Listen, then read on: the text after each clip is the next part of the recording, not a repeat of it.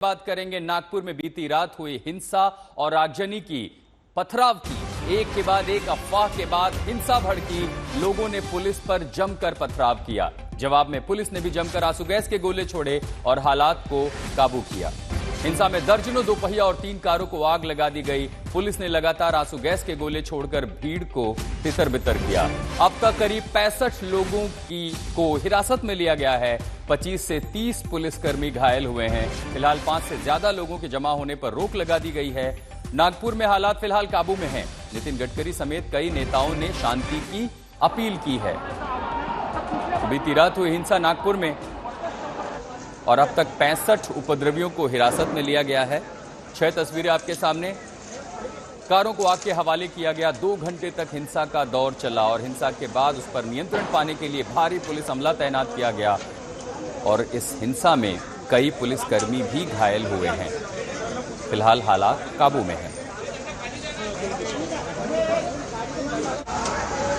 नितिन गडकरी समेत कई नेताओं ने अपील की है कि लोग बहकावे में ना आएं, अफवाहों पर ध्यान न दें। और अब इस समय की ताजा तस्वीरें आपके सामने। तबाही के निशान इन तस्वीरों में कैद हैं। कैसे बीती रात हिंसा हुई। औरंगजेब के नाम पर महाराष्ट्र में सियासत शुरू होती है। सियासत विरोध प्रदर्शन में बदलता है, विरोध हिंसा में बदलती है और हिंसा की ये तस्वीरें आपके सामने। 2 पहिया गाड़ियां 4 पहिया गाड़ियों को आग के हवाले कर दिया।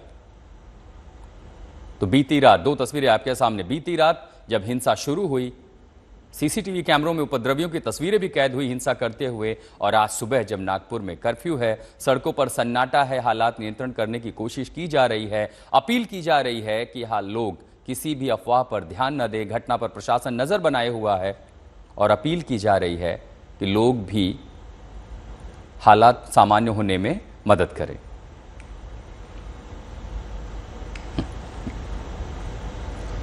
सीधे नागपुर लिए चलते हैं। हमारे सहयोगी योगेश पांडे इस समय घटनास्थल पर मौजूद है जहां बीती रात हिंसा हुई थी। योगेश, तस्वीरें दिखाएं। और चूंकि कर्फ्यू है, क्या कर्फ्यू का असर दिखाई दे रहा है नागपुर की सड़कों पर आज सुबह? जी आशुतोष, बिल्कुल। इस समय हम नागपुर के महल इलाके में हैं। उसी जेसीबी के ठीक सामने हम मौजूद है। यहीं से उपद्रवियों ने जो है वो आगजनी की शुरुआत की थी। हम देख सकते हैं ये जेसीबी पूरी तरह जो है वो जलकर उसका सामने वाला हिस्सा जो है वो खाक हो चुका है। उपद्रवियों ने जेसीबी के पीछे ठीक खड़ी टाटा सफारी गाड़ी को अपना निशाना बनाया। गाड़ी के शीशे पूरे तरीके से तोड़े गए हैं।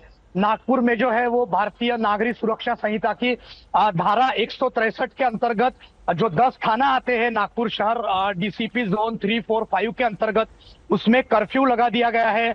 आपातकालीन व्यवस्था सुचारू रूप से शुरू रहे, इसकी पुलिस जो है वो निगरानी कर रही है। उसके अलावा किसी को भी सड़क पर निकलने के लिए पाबंदी लगाई गई है। 5 से ज्यादा लोग यहाँ इकट्ठा ना हो, उसका अनाउंसमेंट जो है वो पुलिस वैन से लगातार किया जा रहा है। मेरे पीछे आप सड़क पर देख सकते हैं, इक्का दुक्का लोग ही आपको यहाँ नजर आएंगे। अलावा कर्फ्यू होने की वजह से दिखाते रहिए योगेश, तस्वीरें भी दिखाते रहिए अपने पीछे। जी जी जी बिल्कुल। तो ये तस्वीरें हम देख सकते हैं कि किस तरीके से यहाँ पे आवाजाही जो है वो पूरी तरह से बंद है। 5 से ज्यादा लोगों को इकट्ठा आने पर पाबंदी लगाई गई है। बहुत ही जरूरी काम ना हो उसके सिवा लोग बाहर निकलने के लिए भी पाबंदी है। लगातार पुलिस की ओर से जो अनाउंसमेंट है वो किया जा रहा है कि लोग घर से बाहर ना निकले, कर्फ्यू का सख्ती से पालन करें। उस तरीके से पालन सख्ती से फिलहाल होता हुआ यहाँ नजर आ रहा है। जो 10 थाने हैं नागपुर शहर डीसीपी परिमंडल 3, 4 और 5 के अंतर्गत आने वाले, उन तमाम थानों के जो जुरिडिक्शन है उसमें कर्फ्यू जो है वो लगा दिया गया है। पुलिस जो है वो लगातार अपनी गश्त बनाए हुए हैं। नागपुर पुलिस आयुक्त ने जो जानकारी दी है उसमें कल रात से अभी तक जो है वो इस समय जो उपद्रवी है उनके ऊपर मामले दर्ज करने की जो प्रक्रिया है वो शुरू कर दी गई है। बड़ा नुकसान यहाँ हुआ है। 20 से 25 पुलिस के जो कर्मचारी है वो इस हिंसा में घायल बताए जा रहे हैं।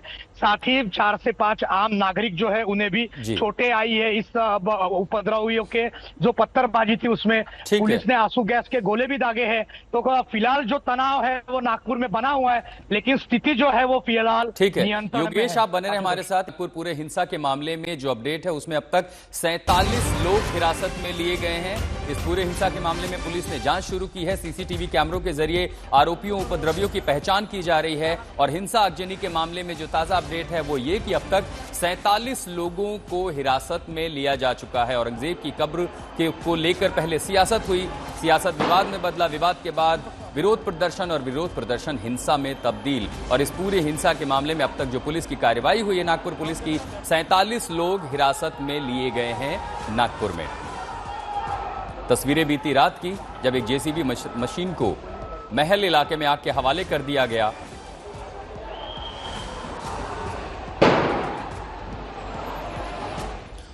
और आज सुबह नागपुर में हालात कैसे हैं, हमारी सहयोगी सुमी राजप्पन की रिपोर्ट देखिए।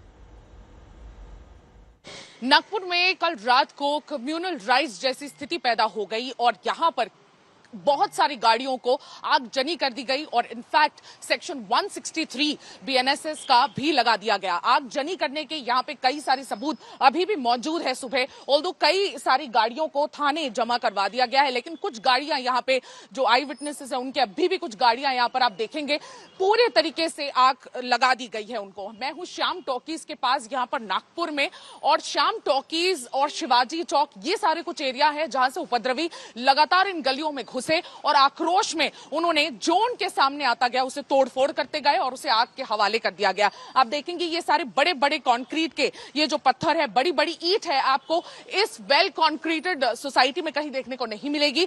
ये बाईस्टैंडर्स जो हमें बता रहे हैं इन्हें अलग से लाया गया था और एक बोरे में भर के इन्हें अलग से लाया गया था और जो चीजें इन्हें सामने नजर आई उसे फोड़ दिया गया। क्योंकि ये गाड़ियां वहां पार्क थी तो इस वजह से ये गाड़ियां सबसे पहले ये शिकार हुई और उसके बाद लगातार इन्हें तोड़ने का काम किया गया। आप देखेंगे कि किस तरह से लगातार गाड़ियों को तोड़ा गया है। 4 व्हीलर्स जितनी गाड़ियां यहां पर खड़ी है, आप देखेंगे किस तरह से उनको बड़े बड़े पत्थरों से तोड़ा गया। ये सारे जो यूजुअली ये जो मटेरियल यूज किया जाता है गाड़ियों के विंडोज में, ये स्ट्रॉन्ग मटेरियल होता है जो इजीली टूटे ना, लेकिन बड़े पत्थरों से जब इन्हें फुल फोर्स के साथ फेंका गया तो देखिए किस तरह से चकनाचूर हो गए हैं ये। हम यहाँ पर आई विटनेस से भी बात करने की कोशिश करेंगे।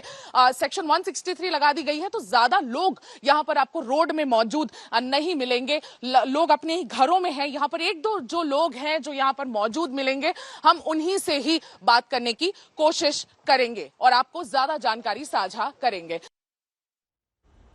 तो आपको कुछ तस्वीरें दिखाते हैं आज सुबह के नागपुर में आखिर हालात कैसे हैं और बीती रात कैसे हिंसा की शुरुआत हुई।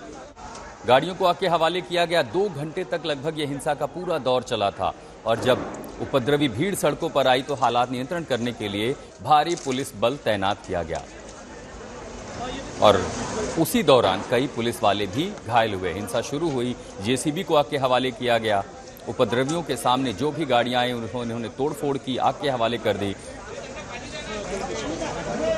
और अब तबाही के निशान आज सुबह भी दिखाई दे रहे हैं। ये ठीक उसी जगह की तस्वीरें जहां बीती रात हिंसा हुई, एक तरफ आगजनी की तस्वीरें और आज सुबह की तस्वीरें, कैसे गाड़ियों को निशाना बनाया गया। ऐसे में सवाल उठता है कि इस नागपुर में हिंसा के पीछे कौन है।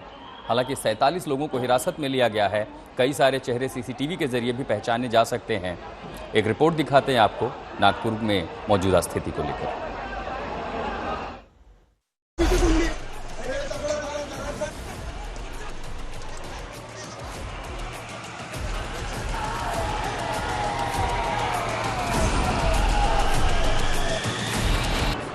नागपुर की ये तस्वीरें बता रही हैं कि औरंगजेब को लेकर जो जुबानी जंग बीते कई दिनों तक चल रही थी वो अब खतरनाक हालात तक पहुंच चुकी है। सोमवार की रात नागपुर में कुछ इस कदर हिंसा भड़क उठी।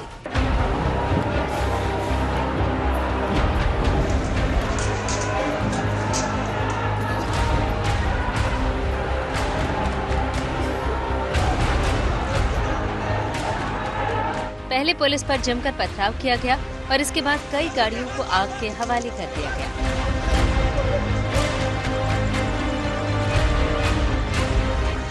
पुलिस को हालात संभालने के लिए काफी मशक्कत करनी पड़ी। नागपुर के महल इलाके में ये हिंसा की तस्वीरें हैं, जिसको पुलिस काबू करने की कोशिश करती दिख रही है। पुलिस ने रह रहकर कई बार आंसू गैस के गोले चलाए। जहां गाड़ियों में आग लगाई गई थी, वहां से लगातार पुलिस पर पथराव हो रहा था। पुलिस को आगजनी वाली जगह तक पहुंचने के लिए काफी मशक्कत करनी पड़ी। आंसू गैस के गोले दागते हुए पुलिस सावधानी के साथ आगे बढ़ी। दूसरी तरफ से लगातार पुलिस पर पथराव हो रहा था। रात करीब 9 बजे बवाल शुरू हुआ और इसको पूरी तरह काबू करने में पुलिस को 1.5-2 घंटे का वक्त लगा। तब जाकर पुलिस आगजनी वाली जगह तक पहुंच पाई।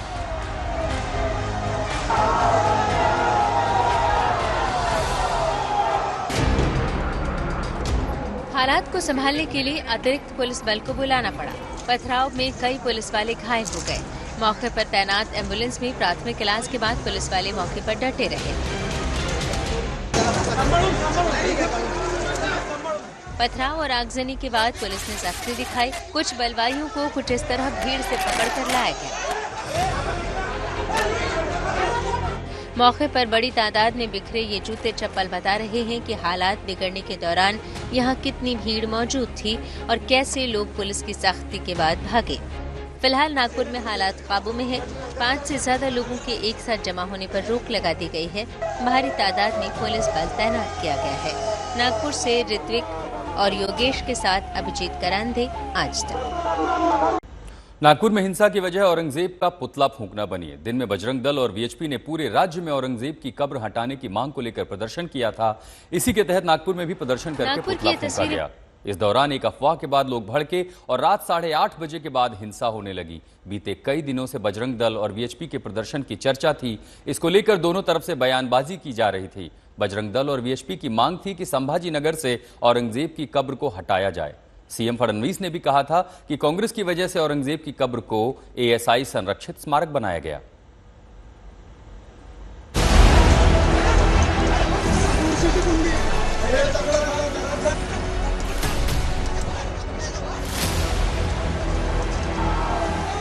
नागपुर में सोमवार की रात जो हिंसा हुई, उसका अंदेशा महाराष्ट्र में बीते कई दिनों से महसूस किया जा रहा था।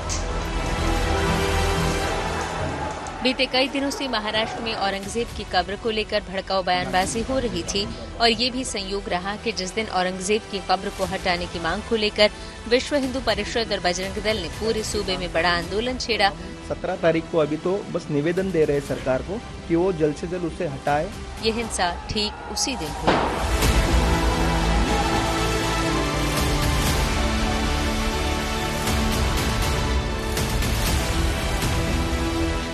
इसमें बजरंग दल औरंगजेब की कब्र को संभाजी नगर से हटाने की मांग को लेकर प्रदर्शन कर रहा है।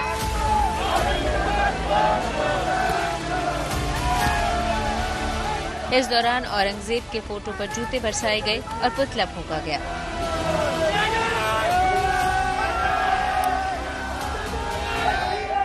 ऐसा ही आंदोलन कई जगह पर वीएचपी और बजरंग दल ने किया।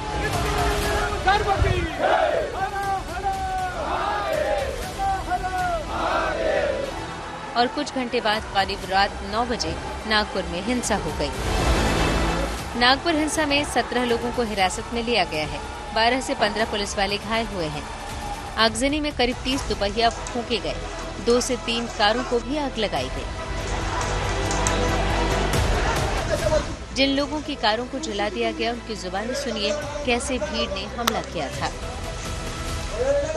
उनके हाथ में तलवारें भी थी सर, ये देखिए तलवार से तोड़ा है। तलवार थे, तलवार से तोड़ा है और ईंटें पत्थर और खिड़की के कांच भी फूटी है। ऊपर की खिड़की की कांच भी फूटी है। वहाँ पे वो हमारे आंटी का ऑपरेशन हुआ था, वो सोए थे और वहाँ पे सब गाड़ियाँ जमा करके और कार जमा 8-10 गाड़ियाँ जलाई उन्होंने और कार भी जलाई। चुन चुनकर खास लोगों के घरों को नुकसान पहुँचाया गया, उनको गाड़ियाँ जलाया गया और बहुत ही गंदी गंदी बातें बोले गई। एकदम ऐसा 500,000 लोग ऐसे दौड़ के आए, पत्थरबाजी की है और घर पे पत्थर मारे और हमारी कार जला दी है।